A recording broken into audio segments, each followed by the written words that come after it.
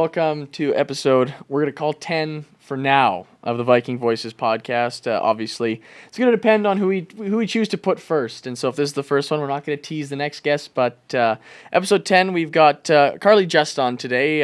Carly, thank you for being here. Hi, yeah, I'm super excited to be here. Awesome. Yeah, thank you. So far, you were the earliest guest. You showed up about 20 minutes before we were recording. That's so awesome. I appreciate that. You had an interesting semester. Let's just say you were setting records, kind of left, right, and center. We're going to get to that in a bit, but let's just start, for those who don't know you, where you're from, where you grew up, what's your major, and kind of what you do around campus. Yeah, so my name is Carly Just, and I'm a applied kinesiology major with a coaching minor and then a certificate in strength and conditioning, so I kind of dabble in all of the exercise science stuff. And around campus, I'm a tutor for all of the health and fitness classes, so I work in Learning Commons. And then I'm also a personal trainer for the F3 student project. I grew up in Lemoore, North Dakota. I was a former Lobo, and I grew up on a farm in Berlin, North Dakota. Right on. So I guess let's start track and field, cross country, whatnot. You're growing up in New Berlin, you said? Is that in Berlin? Berlin, sorry. Yep, you're good. New Berlin. Why did I think? You know why? Because I thought New Mexico Lobos. I don't know why. Well, college team. Yeah, Lobos is Spanish, so okay. That would make sense because it's Spanish for wolf. Right. So you're growing up in Berlin, North Dakota. Take us through kind of how you discovered running, track and field, all that. Yeah, so it's a really interesting story. So growing up, I tried various sports, just couldn't really find a sport that worked for me. And then we got cross country my 8th grade year of school. So kind of, against my will, my mom was like, hey, you should try this. Like, I'm signing you up. You're going to be so good at this. So I was like, okay, I'll give her a shot. So I tried it. And yeah, it kind of became my thing. I fell in love with exercise science, fitness, all of that. And I definitely fell in love with running. So I ran up until my senior year. And then after that, I really had no plans to run collegiately. I just kind of decided to take it up for a hobby. But yeah, I ended up getting recruited on the team, and here we are. And that recruiting story you mentioned beforehand is a little bit interesting. So if you want to take us through that too. Yeah, so like I said, I never really planned to run at VCSU. I did the fun run they have here on campus. And one of the teammates on the team, Jasmine Barnes, reached out to me and is like, hey, we're looking for another girl to run at conference, and you did really well in that I guess it's not a 5K here, it's probably closer to a 2 mile, but I did really well in the race that she reached out to me. So yeah, next thing I knew, I texted my mom about this opportunity, and I decided to go for it, and she encouraged me, and then I met with the coach, signed on, and here we are. So let's see, let's kind of go back here. So the timeline, you come to school, you're a freshman, you're not running in any sports, you're not doing anything, and then the fun run is early fall, correct? It's a September, I think it's in September? Yeah, because I know it's like right before, little before conference cross country, so I signed on with the intentions just to run conference. So that was actually my first college race, was conference cross country. Wow. So that's like the conference championships, essentially? Essentially, yeah. Wow. So your first race is the big dance. Yep. You haven't ran, I guess, in an organized club since high school, so that's a few months. Take us so how do you kind of prepare for that first race being, having the, it's not, you don't get to warm up to it. It's the big dance right away. What is that kind of like? Well, I was just coming back from my AIT, which is some military training I was doing, so I was in pretty good shape from there, and I was still working out, kind of casually, and I'd run cross-country races a ton in high school, so like I kind of knew how to prepare in that aspect, and I got a few weeks of training with the team before I kind of got thrown into that, so I had that, but yeah, I just kind of used prior knowledge and just kind of went for it because what the heck, what's the worst that could happen? Ran a 23-minute 5K, which compared to my time now is really, really slow, and I placed like 30th or something, so I was kind of back of the pack, just trying to survive, not die, and yeah. So there's definitely, because I'm not necessarily well-versed in cross-country, like distances, all that, so you're going to have to really help us out to understand, some of these distances you're giving us, For some sure. of these times. So yeah, we talked also about, your progression from freshman to senior year. So we're going to get to that because obviously this year was incredibly successful year. And you're not necessarily a senior, sorry. You're actually a junior, and we're going to explain why later. Gosh, we got to go. We got a lot to cover, don't we? So you run that race, and then after that race, you're kind of thinking like, yeah, I'm doing this now full time while I'm a student. Yeah, so then I finished out my year of cross country, which included that conference race, and then I moved into indoor track, and we had a change in coaching staff. So then Steve Brown became my coach, and I really ended up clicking well with him, and he really encouraged me to, keep going with track. And, track season was hard because I didn't have a lot of training. I wasn't collegiate level yet. So I was coming in last, like, every single race. It was a grind, but, I'm really thankful that he was there and encouraged me, like, keep going, don't quit. Like, he knew that I was a hard worker, I was coachable, and he really, helped me stick with it. Right on. So let's take a step back here quickly. You talked about being an exercise science major, minor in coaching. So really everything is kind of aligning, you have your track and field career, everything's kind of on one theme. Did your interest in becoming an exercise science major come from running cross country and track, or was it kind of the other way around, or kind of just both? Kind of both in a sense. So I started out as history education with a library science minor because I really enjoy reading. So I kind of wanted to become a librarian or dabble in history or be a historian in that aspect. So I started out in that. And then once I deployed, I ended up just really falling in love with running and all of that. And then, track and field 100% helped. So I knew that was the path I wanted to take once I came back from that. And then I was strength and conditioning major for a while. And then I decided I wanted to become a full-time running coach. So that's when I switched to kinesiology. Gotcha. Yeah, so kind of all over the board again. Yeah.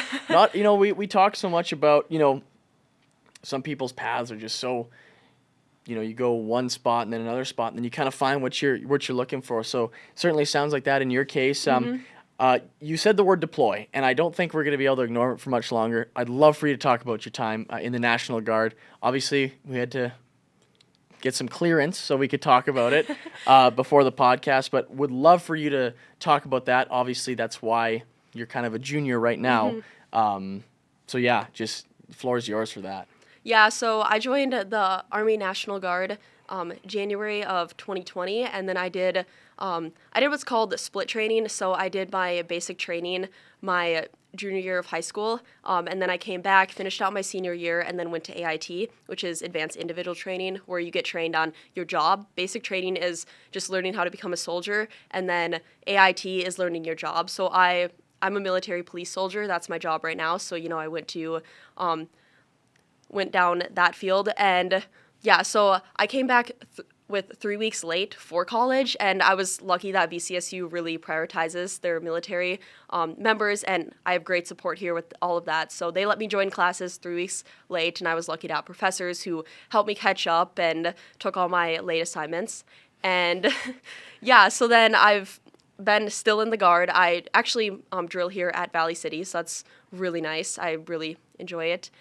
And I deployed after my freshman year, so I finished out my freshman year, and then I left for my deployment around, I want to say, October, so I didn't start in that next semester. And I was gone in Kuwait for 9 months working with a customs team, so we did all of the clearance for people going home, so kind of similar to what TSA does here. So we checked all the bags, and there's when you're traveling across borders, there's so many regulations and stuff, so we would make sure nobody had any fruit on them or any stuff that could carry agricultural harming bugs or bacteria back to the United States. Right. And I still serve, and right on. Well, that's an incredible story. As someone who crosses again the U.S. Canada border, it might be a little not the same. I would love for you to talk, you talked about, you said Kuwait, right? And I would love for you to just talk about, because that's not really somewhere anyone expects to travel or really is that's a bucket list destination. What is the lifestyle like? What's it kind of like there? So on base, we had to stay in barracks. So I was housed with around 40 to 60 other women in bunk beds.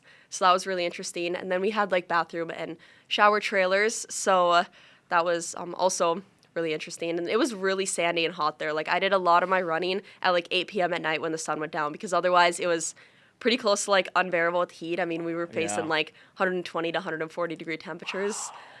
And yeah, that was insane to train in. But, you know, I knew I wanted to come back and be a college athlete, so I kept up my grind on that. And I think the coolest part was we got to see a lot of camels. So, like, the base is fenced off. So, you know, you'd be on a run around base and you'd see a guy riding a camel or, like, herding some goats. And that was a really cool experience. And, yeah, the lifestyle is super different. I mean, it's just insane to, like, how many more freedoms like women have in United States. Right. And then whenever we went off base, women had to be like completely covered, so we had to wear like long sleeve shirts and jeans and like shoes and all that.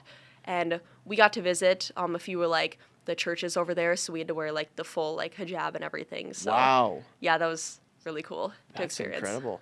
And so I'll tell you what, you've probably run in some of the coldest weather and some of the warmest weather. We were Yes. just talking about how cold it is here. But yeah, 120 to 140 degrees. That's, you know, you get your 100-degree days and you're like, wow, this is, but there's 120 to 140 is ridiculous. Is that just like off the charts hot? Yeah, and the guard has taught me a lot about adaptability when it's come to my training, because this summer I was also in Utah for a leadership course. So I had to face like running into elevation and again some Yeah, heat. So okay. I've kind of learned how to, I don't know, like change my training based on, you know, my military career, because as a soldier, being a soldier comes first and then you Right. have to use your training second. So I'm, you know, lucky to have learned that lesson. Right. And so do you notice, is it very noticeable when you're running in elevation? Like, can you tell like, yeah, this is a change? A little bit. Like, I guess Utah, where I was at Camp Williams, wasn't like a super drastic elevation train, but I do want to say I accredit some of my success this year to the fact that I trained for a full month in elevation, because I definitely want to say that had an effect on how I performed. So kind of bringing it all back full circle, do you think that your time in the Guard and your time at VCSU, or just being an athlete in general, have really helped you get better at both? Oh, yeah, 100%. I mean, I wouldn't be the person I am today without the National Guard, and along with VCSU track. I mean, I've made so many friends. It's helped build my character, my leadership skills, my academics, you know, you name it. I just really love being at VCSU, and I also love being a soldier. Right on. So now I got to ask, because we talked about this again before the podcast. You are probably, well, the most athletic person, you know, as far as just the amount you could probably run, and just like the stories you're telling me right now. It's just like you said, the adaptability, the mental strength. How do you have that mental strength, that fortitude, and all that, you know, pushes you to keep going? There's a lot of stuff that pushes me to keep going, but I definitely want to say I'm lucky to have a support system. Like, my parents are awesome and have always supported me in all of my crazy dreams that I've had. And same with my boyfriend, Avery Johnson. He's been, you know, astronomical in my success. And yeah, so I come from a really great family. And then I also accredit a lot of like my sleep and nutrition and training to some of that. And then mentally, I'm a huge David Goggins fan, so I just gotta Okay. say that, you know, I love like everything he stands for and all of his like books and quotes and all of that. But yeah, I just, you know, accredit a lot to the Guard, that I'm, especially the military in general, that I'm able to like have this mindset that like is a no quit and, you know, keep going and perseverance and all that. Wow. Yeah, Goggins is certainly someone that, you know, a lot of people look up to him, especially, you see a lot of power lifters, or a lot of people that, again, are doing, you know, those things where it's the mental side that is really going to be the battle. It's certainly, he's a big pioneer for, you know, mental strength. And 100%.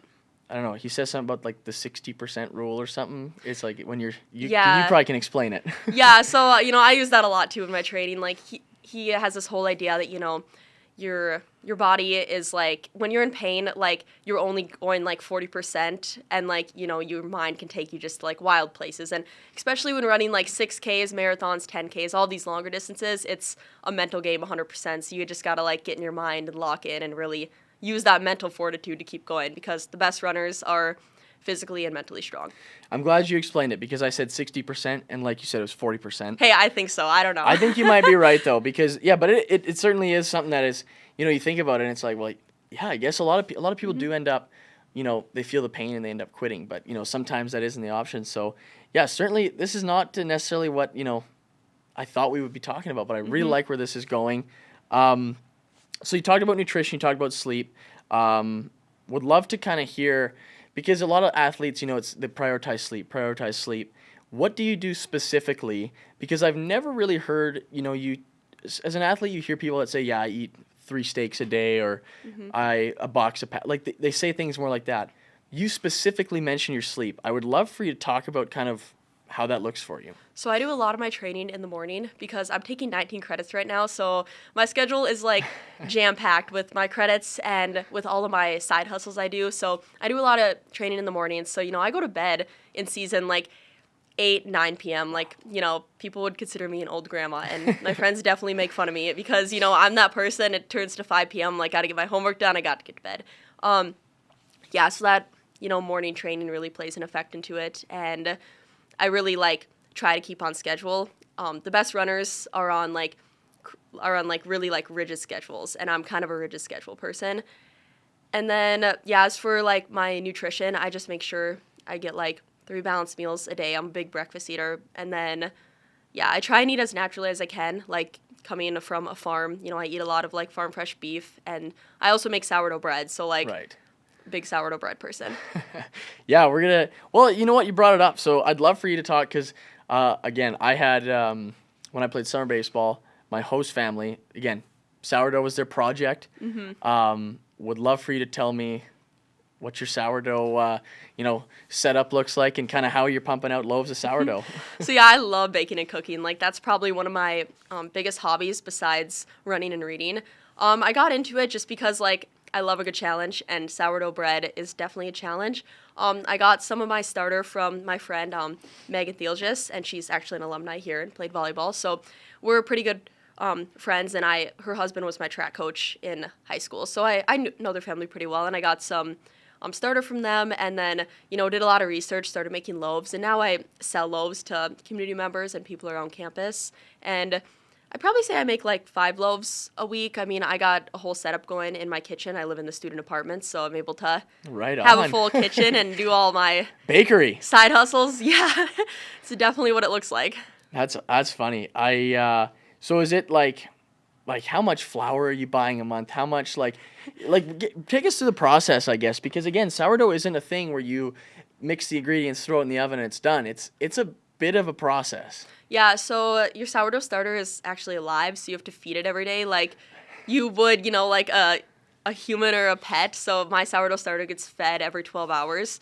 Since I wake up in the morning, I usually feed it before I go to bed, and then it's usually at its, peak rise, or it's risen when I get up in the morning. So I usually make my loaf before I go on my morning run, so that I get that all mixed up, let it sit there, and it's got to rise for around 6 to 8 hours. So I make it up, cover it with a damp towel, and then in the bowl, and then it sits on my table. And then I go on my morning run and go to classes and whatnot. And then when I usually come back around my second practice of the day, because I usually run in the double my runs. So after I come back for my second practice of the day, then it's usually ready to start my stretch and folds. Then I do my kneading process with it, and then after that's done, I pop it in the fridge to ferment for a little bit. And then usually before I go to bed, I bake the loaf and start the process over again. Wow.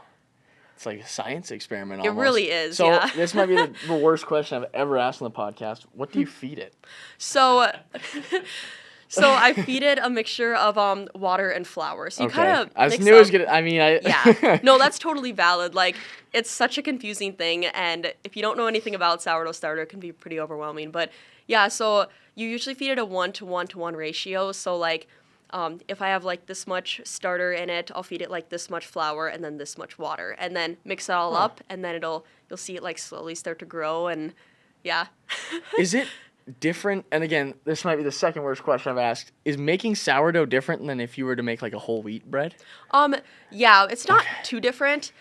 Sourdough is just a different type of bread. Okay. So sourdough has active bacteria, and I mean you use yeast for other breads, so you still are using that active bacteria in a way, but sourdough just takes longer because you gotta with yeast you can go to the store and buy yeast, and you can make a loaf of bread in like an hour or two. But with sourdough, you're feeding it, you're taking care of it. It's Right. just a longer process. Okay.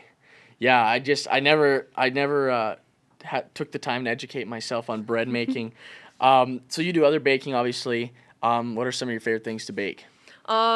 I really like baking just anything with sourdough. So like Okay, straight up. I make so like I made sourdough sugar cookies for one of my classes this week, and so like Huh. if your sourdough starter gets too big, you can discard half of it. So like you don't have to maintain like this huge starter.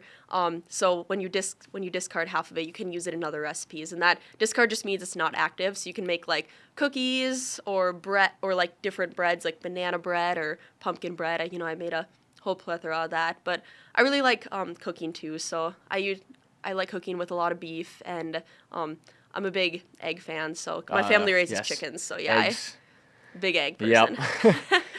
So, okay, I've never heard of sourdough cookies. I've never heard so is it just like you just decide, okay, I'm going to take this part of the starter off and your cookies now? Yeah, basically, like, Huh. I mean, you can either like your starter can either like get too big for you to like manage, Okay. so then you could take some off and just like put it in a container and throw it in your fridge for a few weeks, and then you're like, oh, I want to try this cookie recipe, so you take it out and get to baking. Otherwise, you can like purposely like take from it and bake with it that day. But sourdough starter is like it's pretty resilient and for the most part pretty easy to take care of, and you could throw it in the fridge and not have to feed it for like a month or two if like you're gonna be super busy. Wow. I'm fascinated as to how much you know about bread. And I think I hear the snowblowers going outside right now because it's starting to snow. Yeah. Anyways, so you talk about beef, eggs. You like to cook. You mentioned you were a personal chef. Yeah, earlier. so I picked Get into that. I picked up a personal chef gig with the Hunt family. So Rochelle Hunt on campus, she's one of the professors for the kinesiology department. So it's kind of funny how I got into that. She mentioned how her fridge was super disorganized. So I was joking with her. I'm like, hey, I'll come over and organize your fridge. Like, I love organizing things. And she's like, well, there's not much in it right now because like I'm super busy. And then she mentioned how she was looking for a private chef. Well, I jokingly was like, hey, like, I'd cook for your family. And next thing I know, she's sending me an email with like prices and all that. And I was like, oh, this is a real deal. And yeah, so I've been doing that for a few weeks and I absolutely love it. Okay, so relatively new, you're saying. Yeah, so we just started Okay. it up like a few weeks ago, and I've been traveling a lot for like cross country. Right. And for track and all that good stuff. So, I haven't been home a lot, but when I am home, yeah, I try and cook like 4 to 5 meals a week for their family. Right on. So how does that? So do you go do the shopping? Do you go do everything, and then like do you put the entire product together, or is it kind of like here's what's in the fridge, like go nuts or whatever? Like how does that work? So kind of a little bit of both, you could say. So usually, she has me pick out the recipes and type up like a full like week plan for her and her family to eat, and then she'll go shopping and like buy everything like that and use what she has in her fridge, and then she drops the ingredients off with me, and then I cook her meals, and then she takes them, throws them in the freezer, and then uses them throughout the week whenever her family needs a meal. Right on. That's quite a gig. You have a plethora of side hustles. I do. And it's Yes, certainly. I'm a big side hustler. Yeah, no, and it's quite cool, and it's not necessarily stuff you'd think about like a college student.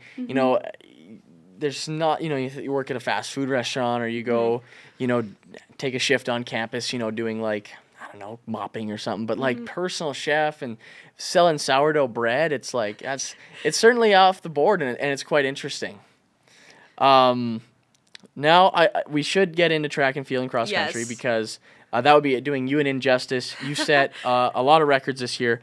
I'm not going to go name every single one because then it's just going to be you sitting there for 30 seconds while I roll through and it's going to get all awkward. But let's talk about, so we're going to obviously get into the shirt you're wearing, the California International Marathon. Talk about, just your season as a whole up until the end of the semester. Yeah, so I started my season in August, but I had training throughout the whole summer. So did that, came back in August. We had our first week of training then. And yeah, I mean, I've been racing ever since August. I mean, we've had 4 to 5 cross-country meets, and then I had conference and nationals, and then 2 weeks after nationals, I had my marathon. So I've been kind of going steady since then. I took a week off after my marathon, and now I'm slowly building up for my indoor season. Right on. So there was a time, and this is one I will mention specifically. There was a race this fall where you broke your own record by, I think it was a minute plus. Like, when you talk about breaking records, it's usually 1 or 2 seconds. How do you manage to break your own record by over a minute? So the course that I broke the record on was in Medora, and that was where I ran like around a 23 something, and that was, despite what people say, I thought it was a fun course. It was a little rough, kind of more of a trail run than anything, but I love that hardcore stuff, so I really enjoyed that course. And then we had the meet in Bismarck at the dam, and I don't know, like, that was just a really good course. I have a whole like pre-race rituals that I was doing. I was really feeling myself, and then I just kind of got out there and did what I do best. I sprinted to the front and kind of held my position from the front and fought hard and gave it everything I had. And yeah, I was lucky because I also had my family and friends cheering me on there, so I had that support. Just had my nutrition locked down, and big into strength training, so I always make sure I have a good strength training session. Right. Okay. So now you mentioned your strategy. You said you sprint to the front, and then you try and front run the entire time. When I used to run, and now again, my running is very different than your running. I would try and sit near the back and try and conserve energy, and then try and make a break. But I'd always be too tired, because sitting at the back, I wasn't a good runner. So you get all the way up to the front. Do you think that gives you an advantage, like, over, because now everyone's trying to catch up to you? Kind of why is that your strategy? I'd love to know. So anyone who knows me knows that I'm a pretty aggressive athlete. Like, I don't take my training lightly. I'm out there for blood when I'm running, and I feel really confident in my abilities, and I have a great coach who, helped me get to the point I am today.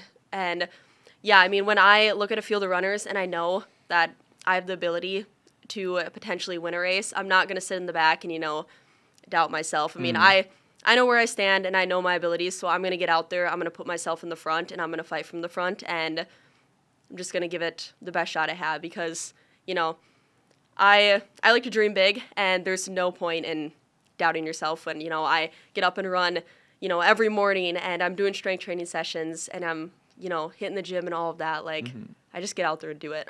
Right on. Now, do you think there are other runners, and again, this might be just a bad question, but are there other runners that have a different strategy that they maybe think, okay, well, if I kind of start in the back, conserve my energy, maybe I can overtake later in the race? Yeah, and that's definitely like a strategy that I used my sophomore year, back when I didn't have too much training under my belt, and I was still kind of feeling out the waters of, collegiate running. And I definitely do use that strategy too, but it kind of depends on the field of women I see. So if I'm with a field of women that I know, okay, I can get to the front and I can compete with these women, I'll do that. But if I know it's a heavier field where I know I want to overtake at the end, I'll do that. It just kind of depends on who's running, what the competition is like, what the course is looking like, and all of that. Interesting. I didn't really think about how much went into the pre-race. You talk about the different courses. You talk about, now, do you think, obviously, kind of going back to your National Guard, do you think that training in those different environments helps you adapt to those courses and maybe gives you an advantage over some of the runners? Yeah, for sure, because I kind of have a no-fail mindset. If it's super hot out, I'm not going to be really stressing over the heat, or if it's super cold out, not stressed about that. If there's some hills, I know I can do this. I've ran in a lot of different terrains and temperatures, so it really has given me the confidence to just go out there and be hey, I know I can do this. There's no point in stressing. Right on. That's very interesting. Yeah, like I said, I'm glad I just like diving into kind of the strategy behind the running. It's interesting. Now let's talk about the big one, the California Marathon. That is incredible. Would love to just hear your thoughts and just going to California. It was in Sacramento. Yep. It was one of the two. I knew it was one of them. Sacramento. Just take us through just that experience.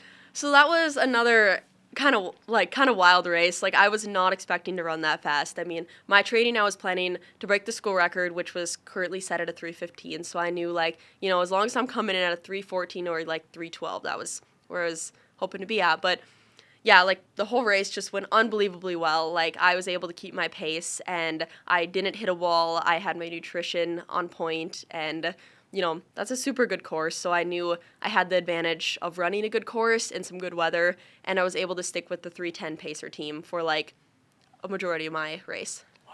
So what to you is a good course? I would love to hear, like, is it just an easier one, or is it one you're more used to, or one that plays to your strengths? What to you is a defined good course? So I kind of like some hills, like, something interesting when running, because it can get boring when you're just on the flat, for 26 miles. So, that one has some good uphills, some good downhills. There's constantly people, cheering you on along the sidelines, hyping you up. And it's got a lot of people there. So, you're passing people, people are passing you. It's really a competitive, nature. So I really like the competitiveness. Yeah. Okay. How many marathons have you run? That's a question for Mark. How many marathons have you run? So this was my third. So Okay. I did my first one in Medora before I deployed, and that was a trail marathon. So that was kind of my first taste of like marathoning / like ultra marathoning. And then I did CIM last year, and then I did CIM again this year. Okay, interesting. I see all the time in marathons, they have the tables with the waters and I think bananas sometimes. Is that something like, do you go and like, do you stop, get stuff, or do you, like I see, because sometimes I see them running and they grab it as they go, and sometimes they knock over like 3 cups. Is that like, what do you do when you see one of those? So I keep going. I try to not walk during a marathon because like I like to keep my like cadence and pace Right. and keep on track with that. So they have people handing out the cups. You just Okay. run by and you grab the cup, and then a lot of runners, and what I do too, is you dump out half of it because they give you pretty full cups Yeah. and you're gonna like choke if you're trying to drink them while running. So you dump out half and then you pinch it, so you make like a little spout at the end, and then you open your mouth as wide as it could go and you dump in what remaining water you have in the cup and throw it on the ground and keep on trucking. Huh. I didn't know there was a science to that, but There is, yeah. That's quite cool. I'm glad I asked that. I thought it was going to be another like just dumb question, but I'm like, I've never thought like, because you think again like it would mess with your pace or your timing, like if you went and you took a full stop or something. And so when we're talking marathons, obviously when you said 3:15 pace, that's not 3 minutes 15 seconds. That's 3 hours 15 seconds or Yes. 15 minutes rather. How do you run that long? How do you again stay in the mindset, and how do you just continue along for 3? Because I don't think I've run for longer than 30 seconds. How do you do it for 3 hours and 15 minutes?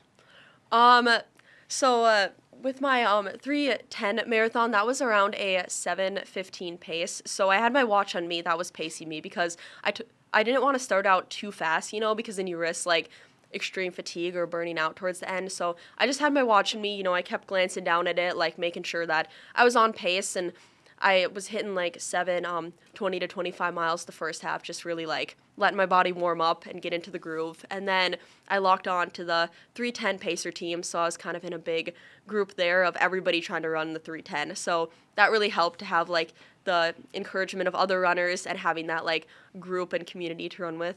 And then mentally, I just thought like, I have a lot of girls from my former high school who kind of look up to me in a sense, and I didn't want to let them down. I didn't want to let anybody down, and I just wanted them to know, like, it doesn't matter where you come from or who you are, like, you can be great, because at the end of the day, all it takes is a lot of hard work. So that really kept me going, knowing that, like, I'm breaking barriers down. I'm showing these girls that, like, despite coming from small town Lemoore, Right. North Dakota, you can be crushing records at a national level and doing your thing. And then I thought about my family a lot too, like, how lucky I was to have their support and to know that they were watching me too. Like, you could be watching a runner virtually, so they were watching me too, which was really awesome. And yeah, I just kind of used all my usual like racing tactics. Right on.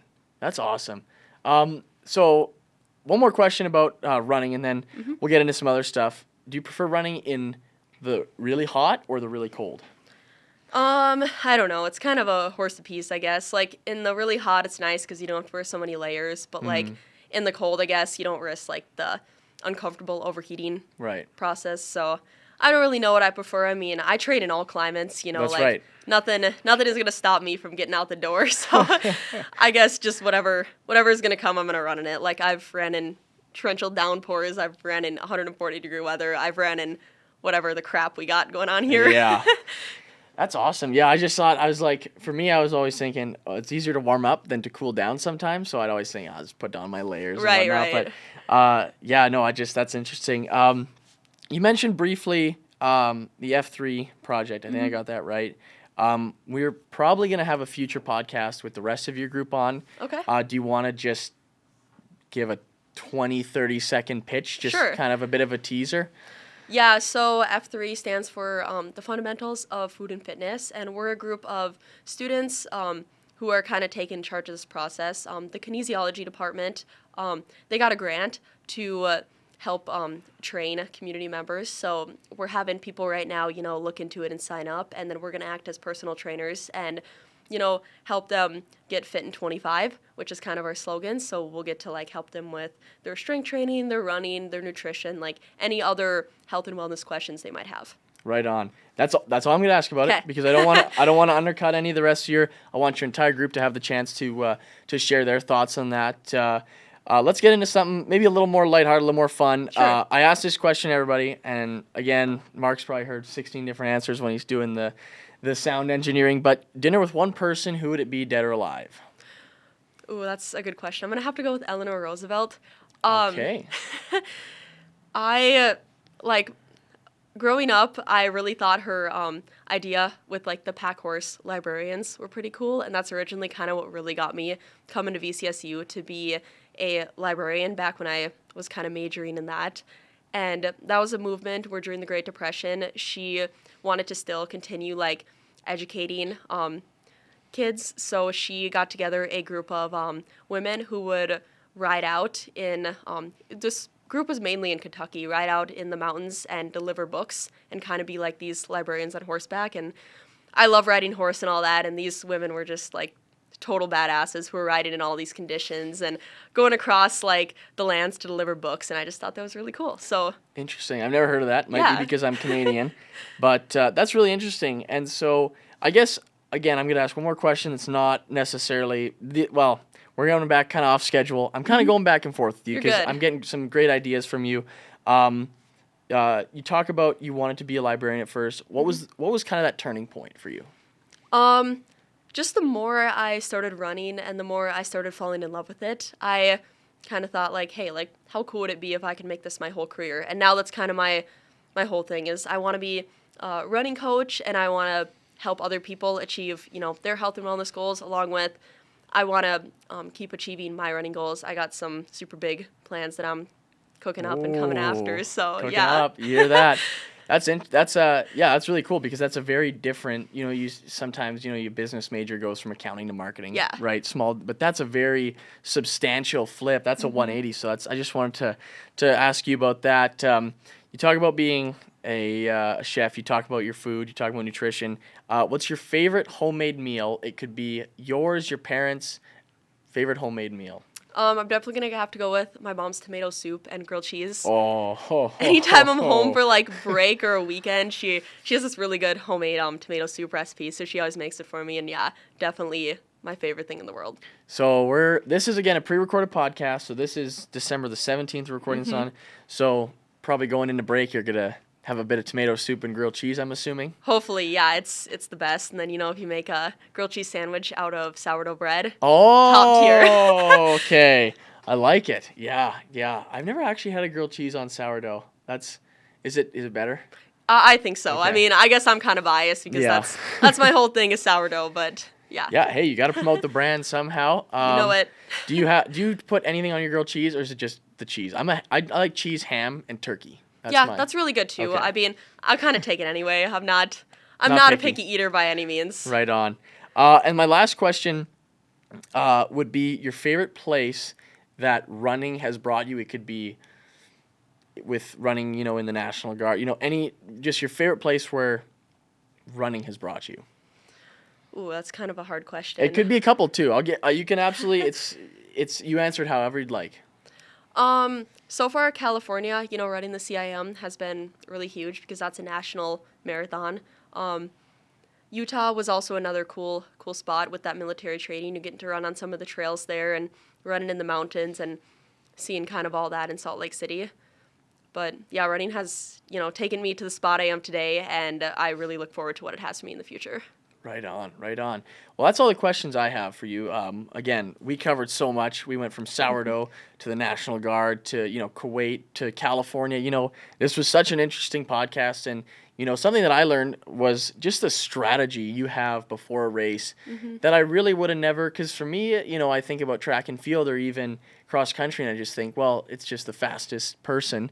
But it is the most adaptable. It is the most, the fastest person may not finish the race strong because their mind's not right there. And, it's certainly, it was very interesting learning that from you. So I really appreciate it, Carly. Thank you. I guess any final thoughts before we conclude this? This has been fun. This is, I really enjoyed this. No, I just want to say my training philosophy for running is strong plus fueled equals fast. It's a common myth that the fastest runners are the skinniest, and I just want to debunk that right now because on. I'm the runner I am today because I'm throwing up weights in the weight room and I'm eating some good food. So it's a common myth, and I think that a bunch of girls get trapped into it. So if there's any young girls watching this, I just want to say you want to be strong and you want to eat good food. That's how you're going to get fast. Yep, I love that a lot, and I think that's so important for all athletics, all people. Absolutely. You know what? You stay healthy, you feel your body, you exercise, and you're going to end up 100%. running marathons like you. So, Thank Carly, you. thank you again for being on the podcast, and Merry Christmas to you. Happy New Year's. Obviously, we're recording this a bit in advance, but thank you for being on the podcast, and this has been episode, I think, 10 of Viking Voices, so thank you for listening.